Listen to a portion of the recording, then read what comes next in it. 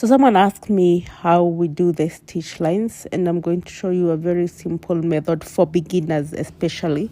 So you start with your line, you part it neatly, and then now you do small 3 strands with the plain hair first, as in the video, and make sure they are very neat. And in stitch lines mostly we use some gel so that to keep the hairs together so that it comes out very neatly. So try to use a gel, any gel. There are so many gels in the market.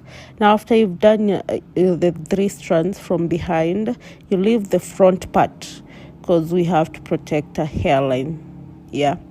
So you leave the front part, then you start with her own hair. Before now you start adding the braiding, and when you're adding the braiding, try and make sure like they are levelized. Like,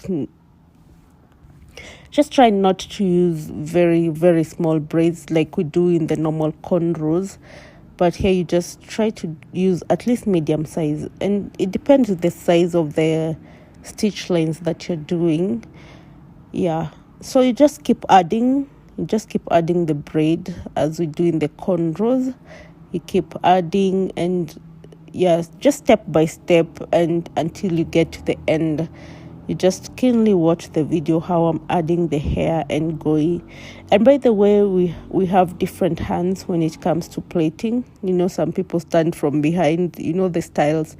Some people, like me here, I'm standing on the side. So it depends on your hand. So do how you normally do your cornrows. Just the same style, and we'll both get the same results.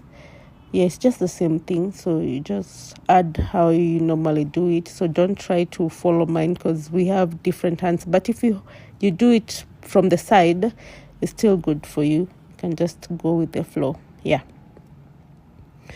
So here you just keep adding, add, and be careful not to add too much braids. So here I just stopped when I felt like the braid was enough, just enough to get the right size that I'm doing. And you'll see how the stitch line is forming. It takes practice, especially if you're a beginner. But if you already know how to do cornrows, it's gonna be so easy for you. It's very easy. I think with the first or second stitch line, you'll be good to go. You'll know how to do them. And there are different styles to do this. So this is just the simple way, the simplest way, especially for beginners, that I had to show. Now see the final look.